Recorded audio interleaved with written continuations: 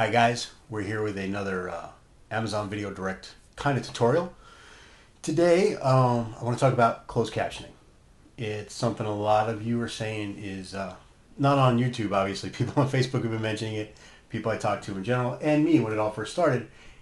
It's the biggest obstacle people are mentioning. And when they first did the migration, a lot of my movies, fell into that little exclamation point section where they kept them up there. They'd still let people rent them, still let people buy them.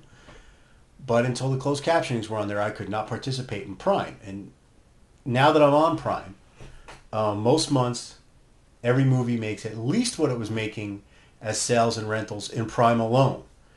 And it is still, most of them are still also seeing sales and rentals occasionally here and there. And these are movies you have to remember, some of them are 9 years old. So their sales and rentals had dropped way down. I mean, they were virtually non-existent. We weren't even still marketing them that much anymore. I had them up on YouTube and my website for free. We were running them with commercials there. And anybody who does ad-supported stuff knows how little that makes. Now, if you want to get on there and you can't do your captioning, there are some companies that will distribute for you, and they'll do the captions. But so far my experience has been those companies are going to pass that expense on to you. So there you go. There's your, you're still paying for the captions. It's just they're doing it up front, and then you're 10 months down the line, you're not seeing any money because they're passing it on to you. The lowest rate I've seen is $1 per running minute. The average rate is about, $2 to $5 per running minute. And I think a lot of that depends on how long the movie is. Now, it's important to know what per running minute is, okay? It's how long the movie runs. So if your movie runs 90 minutes, your closed captions at $1 per running minute will be $90. It's not $1 per minute of them working. And I feel like people who spent $10, $20, $30,000 of Indiegogo money on a movie thinking that $90 is a lot to get it captioned and have it earning money back is kind of out there.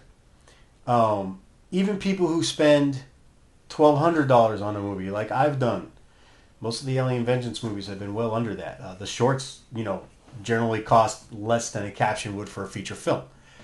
But even that, you spend $1,200 to make a movie, another $100 here or there, it's literally that kind of thing that you skip a few dinners out. Even if you eat at Denny's 4 or 5 dinners out with another person, you're done. You've saved that money. So if you generally go out once or twice a week or once or twice a month, there's an amount of money you can save in there. Ask somebody for a birthday present for $90 of closed captioning. Ask 9 relatives for $10 for your birthday, and there you go. It's something that can be done. If you can't find a company that will do it for you for $1 a running minute, contact me. Okay, I'll take care of it for you. Because my solution was to do it myself.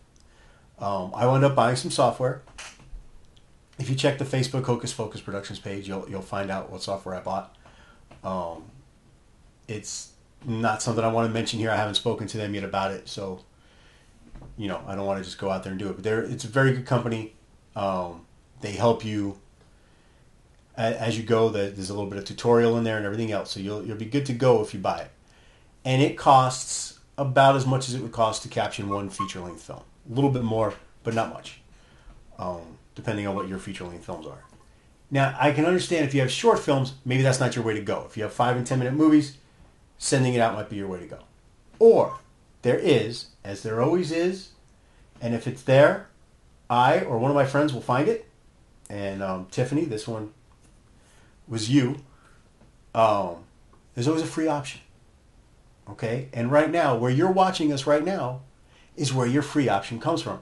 I know people who edit their videos using YouTube's editor. That can't be easy. I've worked with this thing. It's nowhere near Adobe Premiere or Sony Vegas or those things where you've got all this power.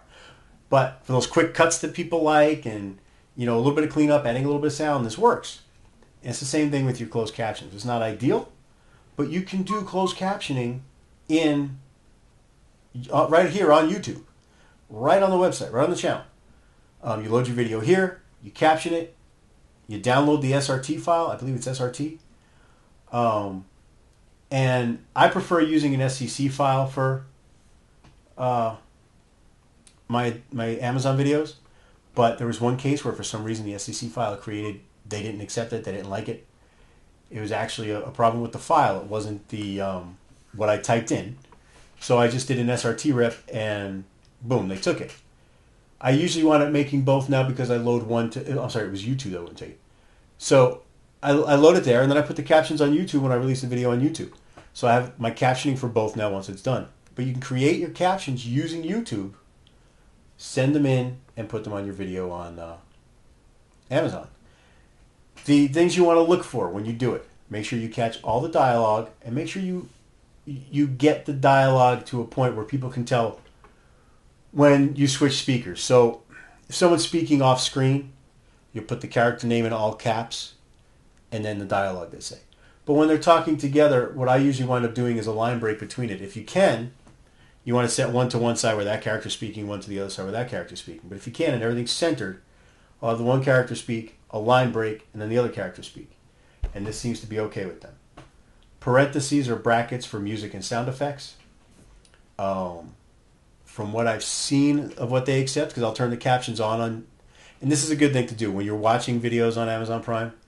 Turn the captions on and see how they did it, so that you can kind of get an idea of what sounds have to be mentioned and what sounds don't, and how often and things like that. Like music, you can mention here, and if the music's playing for 4 minutes, you're not to have every 4 seconds music, music, music, music, music, music. But they also don't like you to go too long with no captions. So I have a tendency every 12 seconds to put something, even if it's the same thing I've already put. You know, so it'll say music. A couple seconds later, it'll either say music again or have a musical note.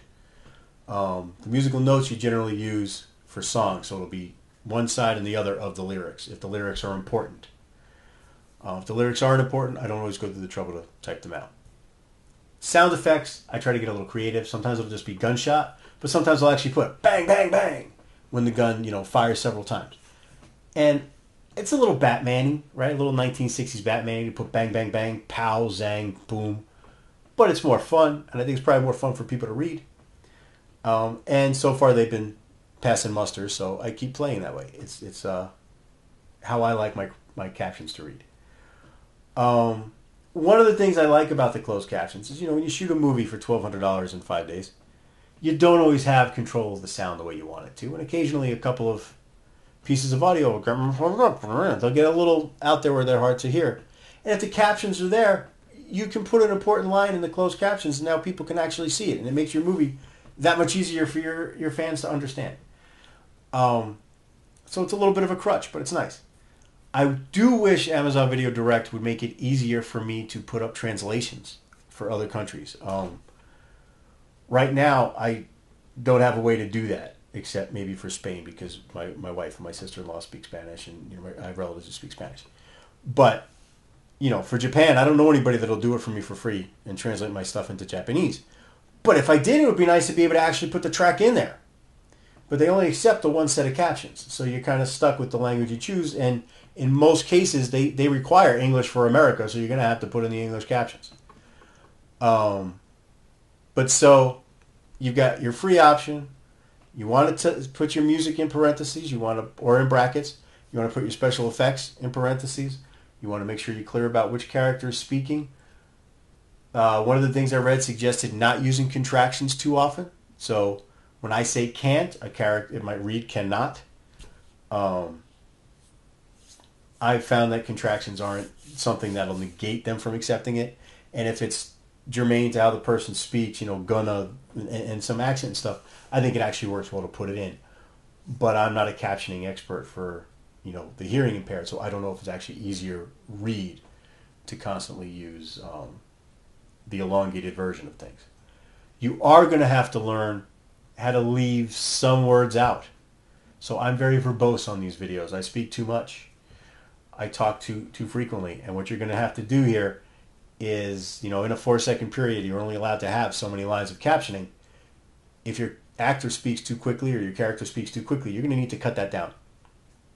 And so you're going to need to get, instead of every word, the gist of the idea. That's something you'll kind of learn as you go.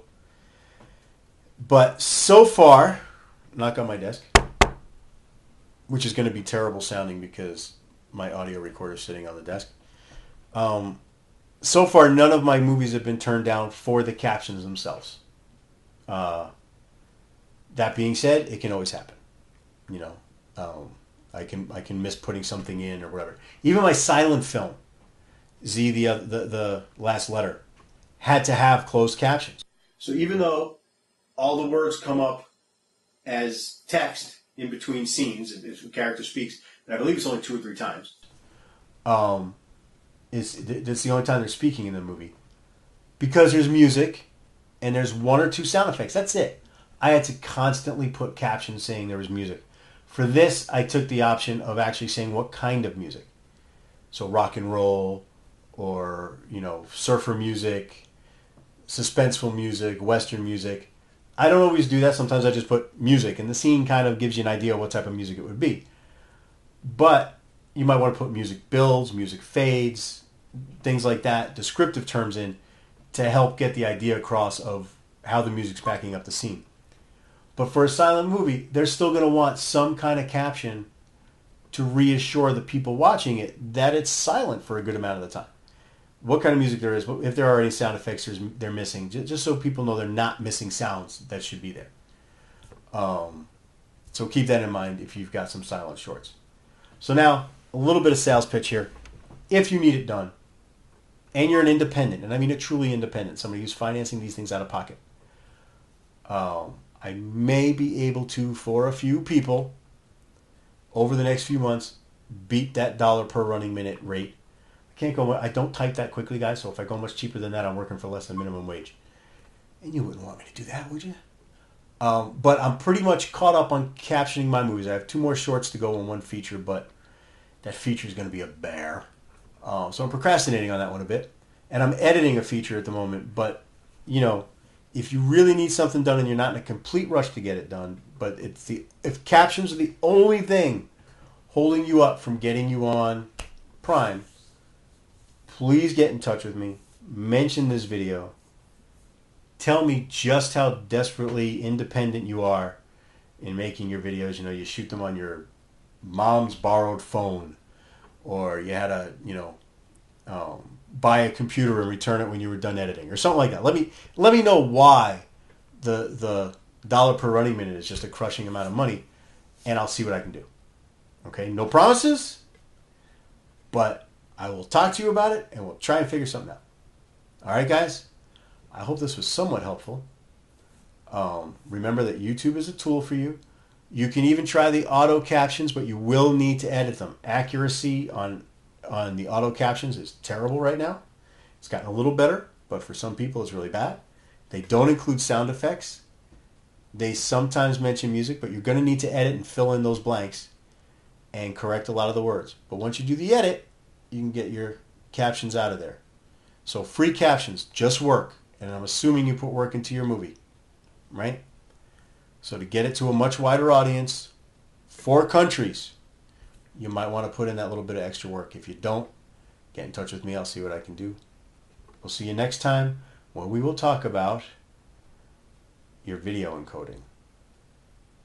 Not a fun topic. Bye-bye.